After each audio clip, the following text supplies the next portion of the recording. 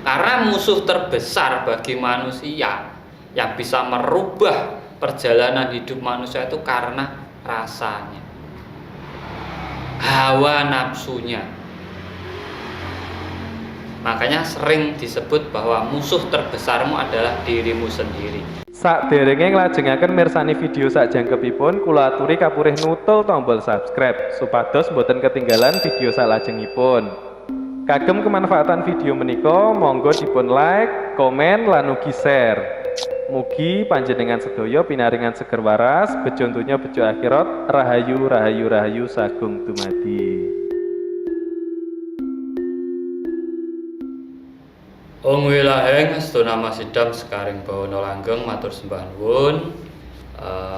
Pertama-tama jangan lupa kita selalu bersyukur kepada Tuhan Yang Maha Kuasa yang telah memberi kita keberkahan, kenikmatan hidup dalam semesta ini, dan tidak lupa rasa hormat dan bakti kita kepada khusus kedua orang tua kita yang telah mengandung, melahirkan, membesarkan, dan mendidik kita sampai saat ini.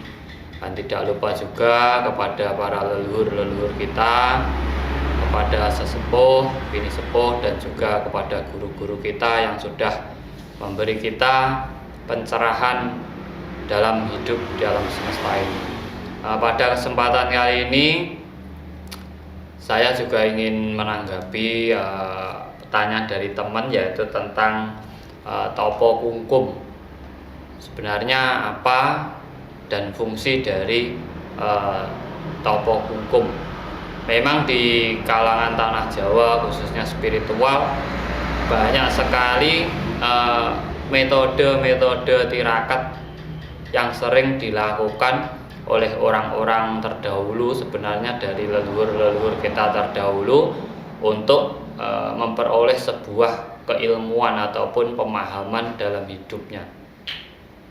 Karena leluhur-leluhur kita terdahulu itu juga mengajari kita untuk kembali dan selalu ingat kepada kesadaran diri kita. Nah, sebenarnya tirakat ataupun fungsi dari tapa ataupun puasa itu sendiri adalah kembali ke kesadaran diri kita. Nah, makanya di sini yang kita jabarkan adalah tentang puasa kungkum. Puasa kungkum ini biasanya cenderung dilakukan oleh para spiritual sekarang, khususnya kejawen. Biasanya dilakukan di Sungai Tempuran ataupun di Nah, di situ sebenarnya fungsi dari sebuah pertapaan, tapa kungkum itu di dalam air. Itu adalah untuk kesehatan diri sebenarnya, ataupun ngolah rogo atau penggemblengan dalam diri kita, dan juga mengendalikan hawa nafsu kita. Karena apa? Karena manusia elemennya, unsurnya itu lebih cenderung ke air. Karena manusia kita sendiri pun berasal dari air. Raga kita ini semua cenderung dari air. Nah, di saat kita bertapa di dalam air, di situ kita mengenal unsur kita sendiri, yaitu unsur air. Kita menyatukan dari alam dan diri kita, antara air dan energi yang ada dalam diri kita. Sebenarnya fungsinya juga banyak, ada yang untuk kecantikan, biar awet muda, ada untuk kesehatan, ada menghilangkan stres, memperlancar kembali peredaran darah kita, menguasai hawa nafsu kita. Karena apa? Dalam tapa kungkum itu minimal air itu ada di atas mulut kita, jadi di 2 cm dari rongga hidung kita. Itu sebenarnya leluhur kita dulu itu sangat cerdas. Sangat cerdas. Ini bukan hal kesaktian, tapi yang leluhur kita membuat metode seperti ini tanpa kita sadari sebenarnya 2 cm di atas permukaan air itu udaranya sangat murni, belum tercampur apa-apa. Nah, di saat itu kita hirup, masukkan dalam otak, kita sebarkan ke seluruh tubuh kita. Di situ kita seperti mendapatkan hawa murni kembali. Makanya tapak kungkum ini sangat bagus untuk menghilangkan stres ataupun kemelut yang ada dalam diri kita. Sangat bagus. Karena apa? Di saat pikiran goyah ataupun terombang-ambing, kita menghirup udara yang segar, otomatis udara-udara yang kurang baik ataupun energi-energi yang kurang baik dalam pikiran kita itu tergantikan. Dan juga di saat emosi kita naik tinggi, tubuh kita itu terasa panas. Tapi di saat kita rendam dalam air, terutama leher ke bawah, ini bisa meredam rasa ataupun hawa nafsu dalam diri kita sendiri. Karena dari mulut ke bawah ini memang tempatnya hawa nafsu. Cenderung orang emosi, orang marah itu karena mengikuti, karena sakit hati, iri hati, karena kurang makan, karena mengikuti kebutuhan seksualnya. Nah, di situ apabila ingin mendapatkan ketenangan dalam diri kita, kenapa leluhur kita menggunakan metode kungkum? Karena itu sangat mungkin cara tercepat untuk mendapatkan ketenangan diri. Makanya dipakai terus oleh ahli spiritual sampai sekarang masih dilestarikan. Tetapi kebanyakan itu rananya masuknya ke sebuah kesaktian. Mendapatkan keilmuan, mengetahui hal-hal yang di luar nalar ataupun di luar logika. Walaupun tujuan awal dari para leluhur menciptakan tapak itu adalah untuk kembali ke diri sendiri, menguasai elemen yang ada dalam diri kita sendiri, yaitu air. Karena di saat kita bisa menguasai elemen air dalam diri kita akan lebih mudah menahan emosi kita, amarah kita, rasa dalam diri kita.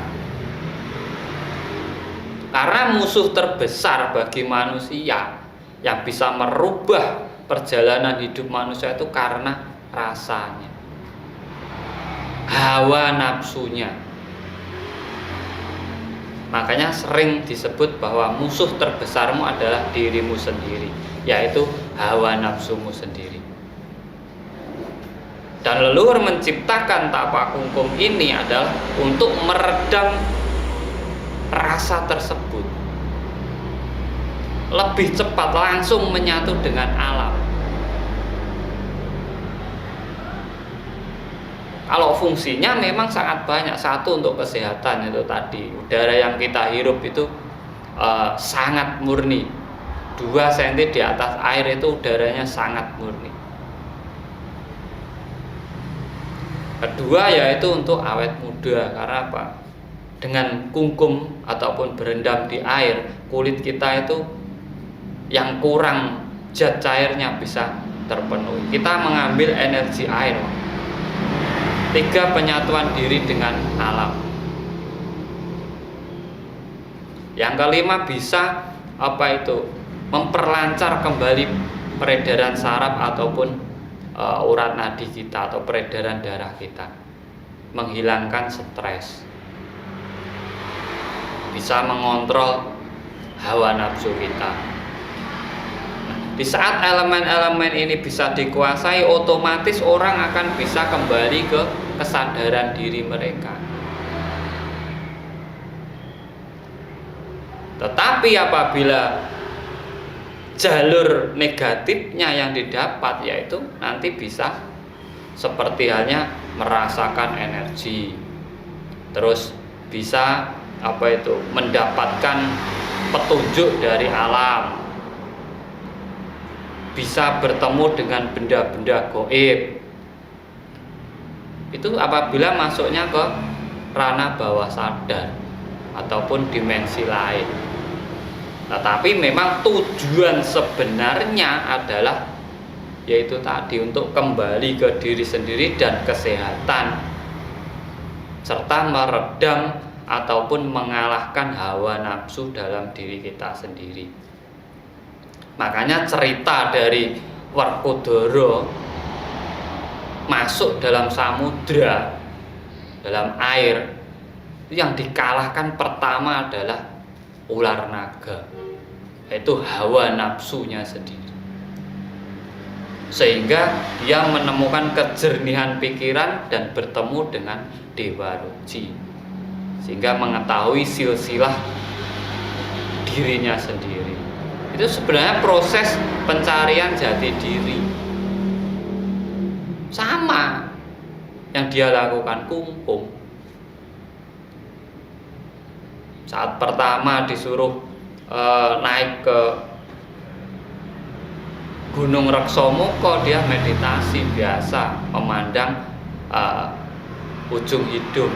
Di situ dia menemukan dua raksasa. Dua raksasa itu apa? Ya ini lubang hidung kita, ini lubang pernapasan kita ini. Ini dua raksasa. Nah, makanya perjalanan dalam menemukan jati diri memang banyak tirakat yang dilakukan, karena leluhur kita itu dulu seneng dengan namanya tirakat. Dari dulu itu senang, bahkan tata caranya sampai saat ini itu banyak dilakukan oleh ahli-ahli spiritual. Nah, ini tadi tentang penjabaran Kungkum. Makanya di saat Kungkum jangan sampai hanya segini, kalau bisa sampai ke atas mulut kita airnya kalau kita berendam. Karena apa? Selain kita bisa menghirup udara yang sangat bersih, ini juga membantu meredamkan hawa nafsu kita dan juga memperlancar seluruh peredaran darah kita. Nah, semoga bermanfaat buat teman-teman semuanya. Apabila ada kurang lebihnya, saya hanya manusia biasa, saya juga mohon maaf yang sebesar-besarnya. Di sini saya hanya berbagi pengalaman, pengetahuan, semoga berguna buat semuanya. Salam rahayu, rahayu, rahayu sagung dumadi. Matur sembah nuwun.